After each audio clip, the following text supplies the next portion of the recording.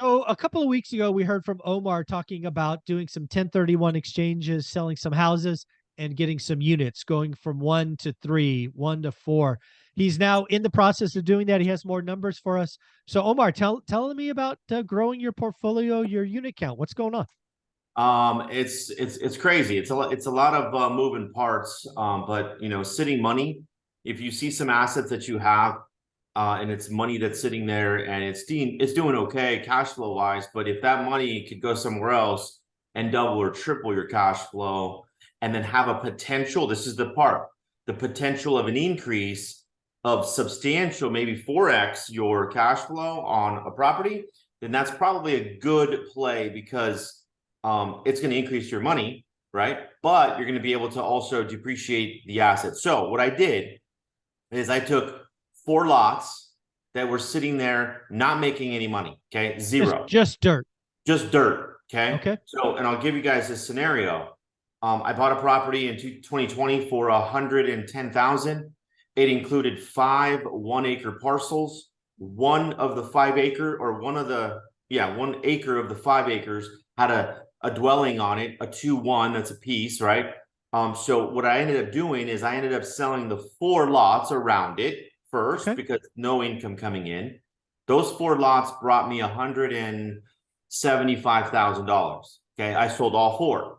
So I Okay. took that 175K, did a 1031 exchange for one of the units that I purchased. So I purchased 12 units, and it's 3 individual 4-unit complexes all Okay. next to each other, Nice. which is cool. So 3 different APN numbers. Yep. So that 175 went to one of them, or 1.5, I guess you could say. Okay. Then my other property in Yucca Valley, where we made about, I think it was 95, almost 100,000 in pure profit, but we bought it so low that place there, I lost $27,000 of income because I never rented it out. So 1031 exchanged that property, which I received 190,000 from it, took all that money and put it down towards the other 4 units. Okay, Okay. so now I go from one house with no income and 3 pieces of dirt with no income Right. to 12 units, right? I Oh, had to nice. front 65,000, 70,000 out of my pocket to complete the sale. Okay. Uh, we bought each property for 620, you know, each fourplex. Mm-hmm. It's a little bit higher than I wanted to spend, Yeah. but it's contiguous. It's 150,000 a door. I could easily market it right now for 185 a door on the open market, and it's gone Okay. immediately. Nice. So now, no income, no income, no income, no income. So 4 properties, no income, to Yeah. $3,000 a month in positive cash flow. That's all. I love how you took land, which is ultimate kind of just dead money, and 1031. That's genius. I also love the fact that the initial deal, right? You bought a house, you negotiated, you got the lots, quote unquote, for free, or however you structured it. Then you 1031 out, so there's no tax complications. Genius. Um, so that's pretty cool. Then you take a house that you bought cheap, that you never bothered renting, selling it. Sounds genius, because to me that's an alligator, right? It's not producing It, income. It's an alligator. it was. We renovated it 70, 80,000 bucks, Michael. It was supposed to be an Airbnb in Yucca Valley. I never initiated it, and I can show you my Airbnb that I never launched it. Never freaking launched the deal. And that's probably my bad. We probably could have been making some money, Right. but I'll tell you, like, it's okay because I took that alligator and I just said, you know what? Forget about it. I'm done. And I'm pulling it up right now. The retreat at Yucca Valley in progress. If you guys, well, you won't be able to see that. No, I have it. Yeah. Anyways, $182 a night. I never published it, and you know, my bad. So Yeah. Yeah. Well, there now. So let's talk about the deal you put together. So again, you're taking the equity, rolling it into a new one. All good. um, Are you getting 3 separate loans, or is it a portfolio loan? no, so one of the units I got owner financed on, 5%, 20% down. which is great. Right. So Yeah. we did one that way. And by the way, I did a no due on sale clause to this seller or to the beneficiary. So if I decide to sell it, I can sell it with those terms.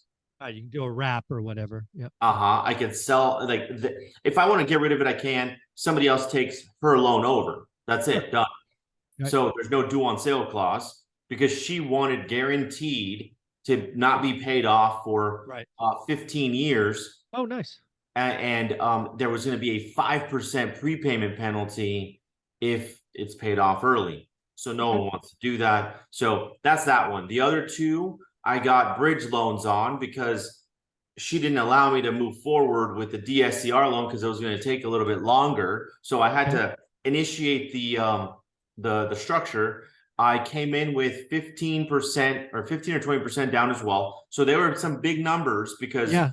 20% of 620, that's $125,000, $130,000. Sure. So each unit, and then now they're all rented. There's 2 vacancies with no availability in that whole area. So we're going Section 8 on 2 of the units at 1,800. So that's going to bring in 3,600 just on those 2 units. That funds all of the 4 unit because my payment on that 4 unit is $3,000. There you go. Wow. And then I have, the other 10 to increase. So immediately, and by the way, my first time doing property management, I'm not dealing with those 12 units. No. I'm paying someone else to do it. I don't want 20, I don't Absolutely. want 12 personalities, Michael. And You're not a counselor. Never be a no, counselor.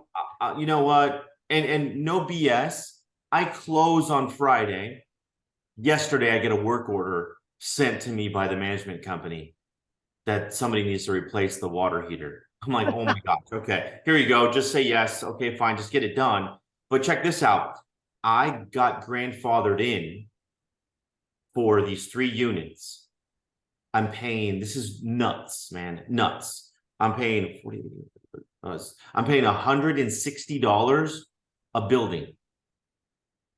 For what? For management. Oh, for management. Okay. Wow.